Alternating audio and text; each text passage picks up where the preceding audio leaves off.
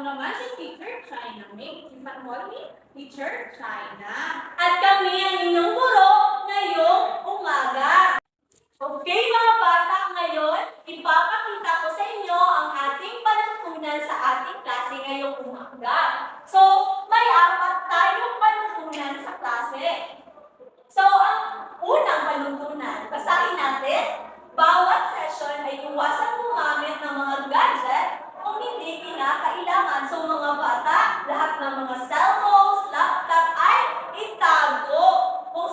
Kung nag-discuss si teacher dito, dapat kayo ay makinig. Dapat itago nyo muna. Mga yan muna yan gagamitin pagkatapos ng ating talakayan. Naiintindihan ba mga bata?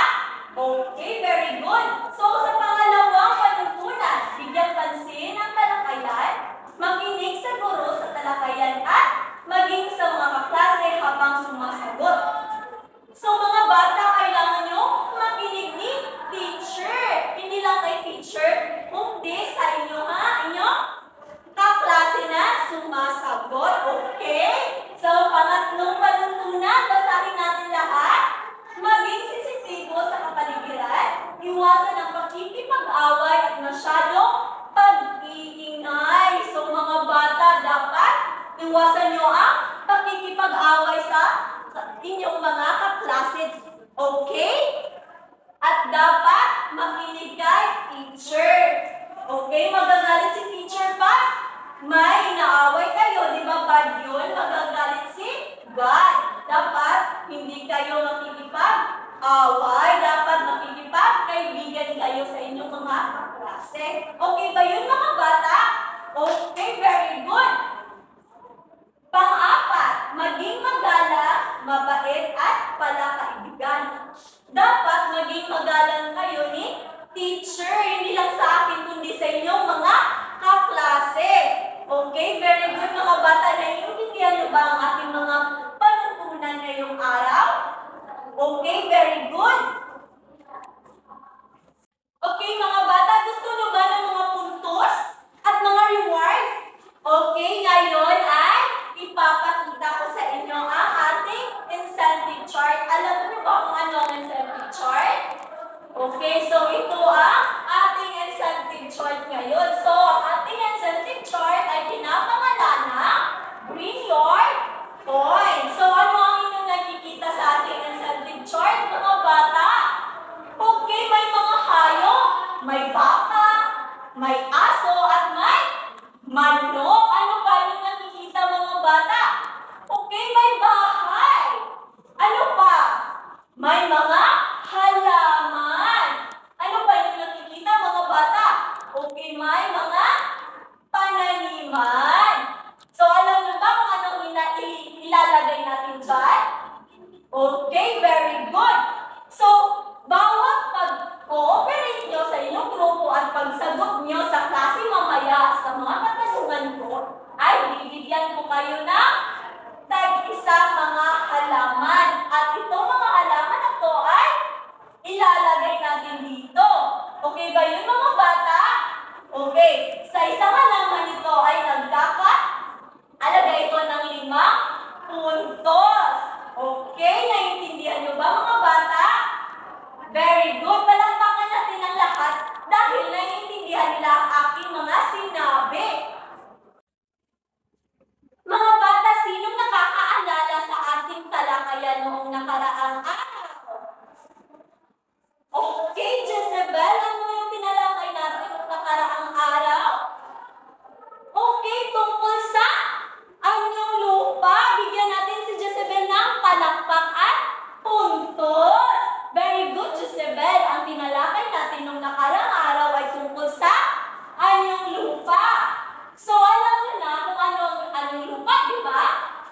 So, sino ang makapagbibigay sa akin ng isang halimbawa ng anyong lupa? Okay, Lisa, bigyan mo ako ng isang halimbawa ng anyong lupa. Okay, very good, kapatagan.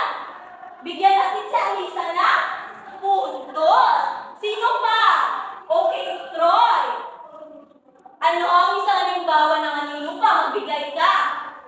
Very good, talampas. Talampas ay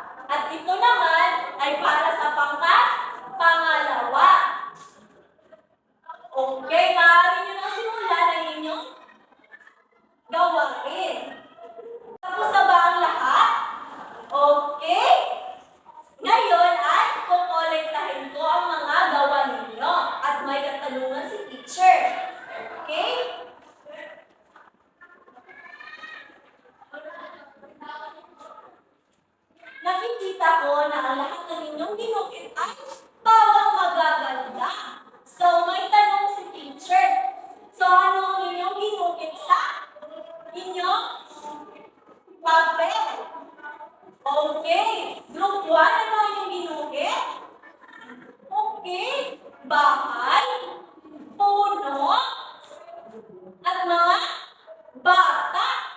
Dito naman sa pangalawang grupo, ano ang inyong ginuhit? Okay, bahay. May puno din. At may mga hayop. Okay. So, sa inyong ginawa, makikita nyo ba dito ang inyong ginuhit? Okay, alam ko na nakikita nyo. Sa inyong bahay, meron bang ganon? Oo, meron. Meron puno, meron bahay, at meron mga hayop. Maganda yan. So ngayon, may pangalawa, itatanong si teacher sa inyo. So, may magandang idudulot kaya ito sa atin? Okay, very good. Alisa, bakit may magandang idudulot ito sa atin ngayon?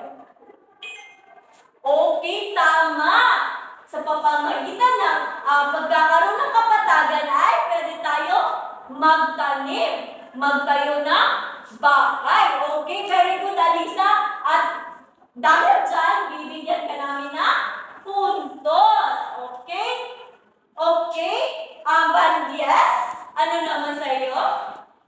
Okay, may magandang idulot ang kapatagan kung sa gayon dito tayo magtatanim. Tama, dito tayo magkukuha ng ating pagkain. Mabuti yan. Mga bata, nag-enjoy ba kayo sa ating activity ngayong araw? Okay, nagagalak si teacher na malaman na nag-enjoy kayo. So, may activity na naman tayo. Tatawagin natin si Teacher Rizal sa susunod na activity. Teacher Rizal? Okay, magandang umaga muli mga bata. Ako nga pala si Teacher Rizal.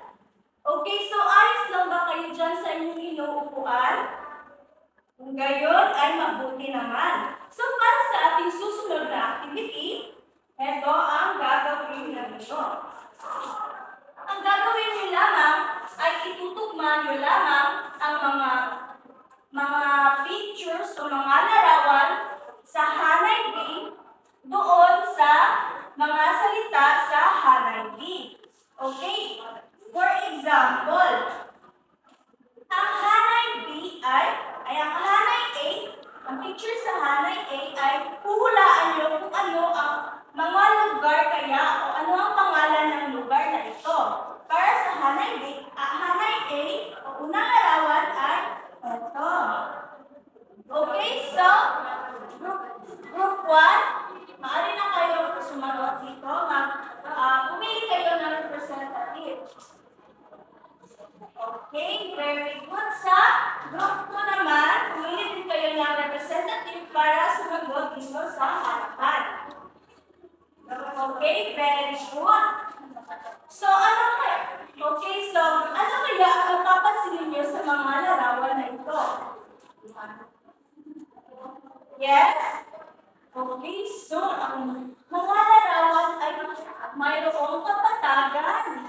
Yes. Mayroon din siyang ilog. Ha? Yan. Sunod naman ay ano kaya? Nakakita na ba kayo ng ganito sa totoong buhay? Okay, so mabuti naman. So sa palagay ninyo, ano kaya ang magiging leksyon natin sa araw na ito?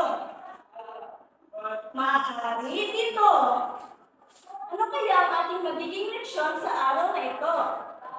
Okay, so maraming salamat sa pag-answer. So, ang magiging leksyon natin sa araw na ito ay okay, so basahin natin lahat.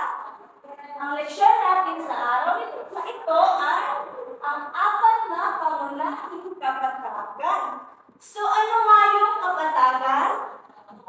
Okay, so ang kapatagan. So, ito yung isang malaking lupain na kung saan ito ay patag o mababa. At dito tayo nagtatanim ng mga halaman. Dito din tayo titira. At dito tayo lalaki at namumuhay. So, meron tayong layunin. Ito. Sa araw na ito, ang ating layunin ay okay, Okay, so lahat pakibasa ng unang layunin. Natutukoy ang apat na pangunahing kapatagan sa Pilipinas. Pangalawa, napapahalagahan ang importansya ng kapatagan. At pangatlo naman, na isa sa tula ang mga posibleng kaganapan sa kapatagan. Okay, so handa na ba kayo makinig mga bata? Okay, so mabuti naman. Okay, so para sa unang kapatagan ay ang Central Luzon case. Okay, so sino maaaring pumasa sa unang bahagi? Yes, Rhea? Ang Central Luzon Plain ay ang pinakamalaking kapatagan sa bansa.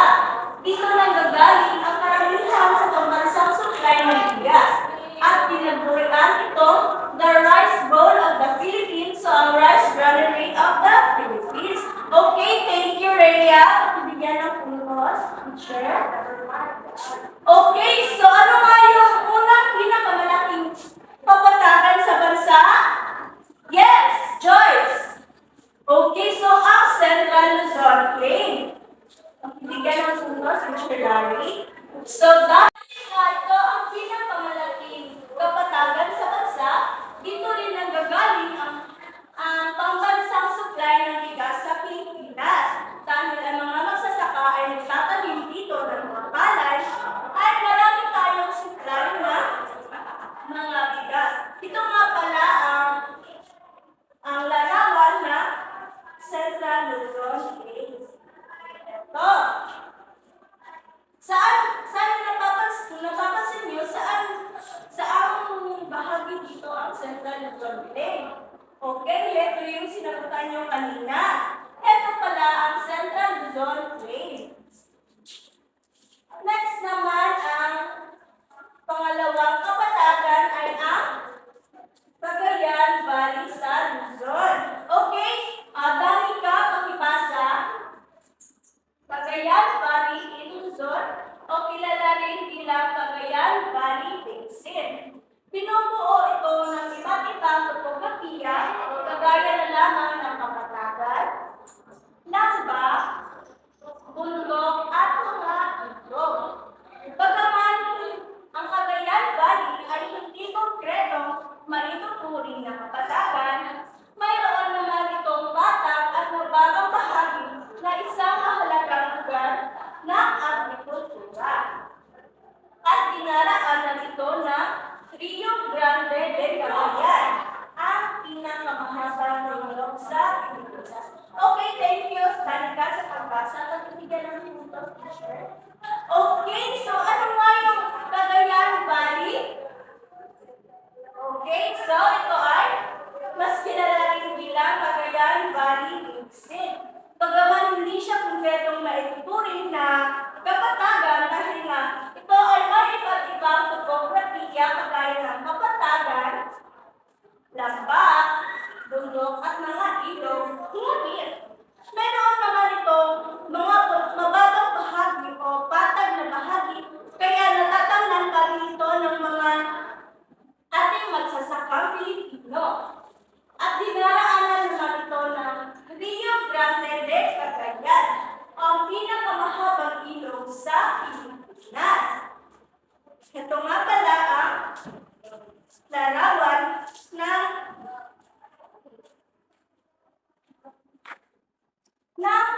Cagayan Valley.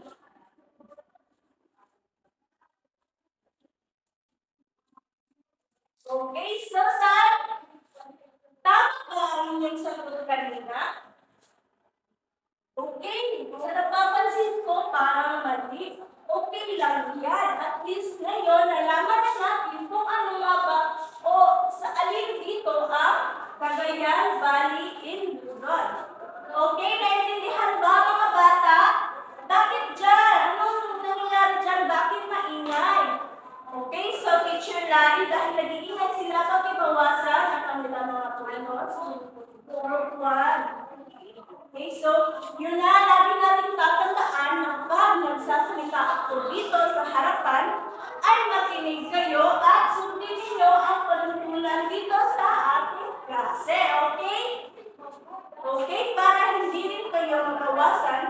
ng mga puntos. Naintindihan ba mga bata? Okay. So, ang pangatlong kapatagan naman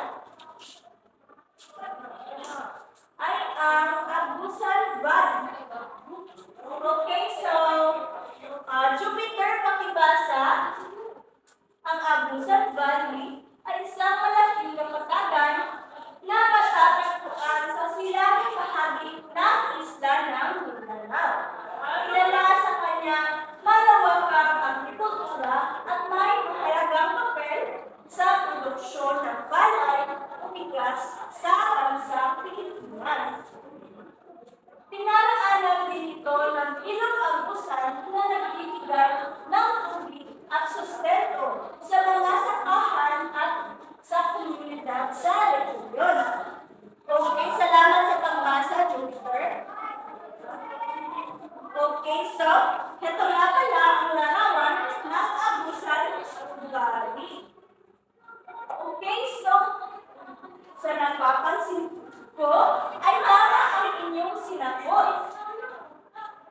So, ang Agusan Valley, ito pala ang larawan ng Agusan Valley. So, ito din ay isang malaking kapatagan na matatagpuan sa hilagang bahagi ng isla ng Mindanao. At dinaraanan ito na Ilog Agusan. Ito yung Ilog Agusan na tinutukoy sa Isara. At itong ilog na ito, napapansin nyo na ito ang nagbibigay ng sustento o nagbibigay ng tubig sa mga palayan o maging sa mga tao sa komunidad. Okay, naintindihan ba mga bata? Okay, maraming salamat. Ang last na at panghuling pangunahing kapatagan naman ay ang Cotabato Valley. Yes, Anami pakibasa. So, ang Cotabato Valley, isang malaking kapatagan na matatagpuan sa sentral na bahagi ng isla ng Mindanao Valley. Kilala ito sa matatabang lupa at sa mga agrikultura. Tinatawag din itong Ala Valley dahil dinaraanan ito ng Ilog Ala. At isa itong mahalagang bahagi ng ekonomiya ng Cotabato at naglalaman ng mga taniman ng mga palay, mais, prutas, at iba pang produktong pang-agrikultura. Okay, salamat sa pagbasa, Anay teacher. Pinagyan ng puntos. Okay, so ito pala ang larawan ng Cotabato Valley. At sa napapansin ko sa sinagutan ninyo kanina ay tila mali ang inyong naisagot. Okay lang din yan. At least ngayon ay nalaman ninyo kung ano nga ba ang hitsura ng Cotabato Valley. At ang Cotabato Valley ay tinawag siyang Ala Valley dahil dinaraanan ito na Ilog Ala. Ito ay isang mahalagang lugar sa lugar ng Cotabato dahil nga mayroon itong patag na lupain kaya natatanda nila ito ng mga iba't ibang produktong pang-agrikultura, kagaya na lamang ng palay, mais, at mga prutas. Okay, so naintindihan ba mga bata? Okay, so ano nga yung apat na pangunahing kapatagan dito sa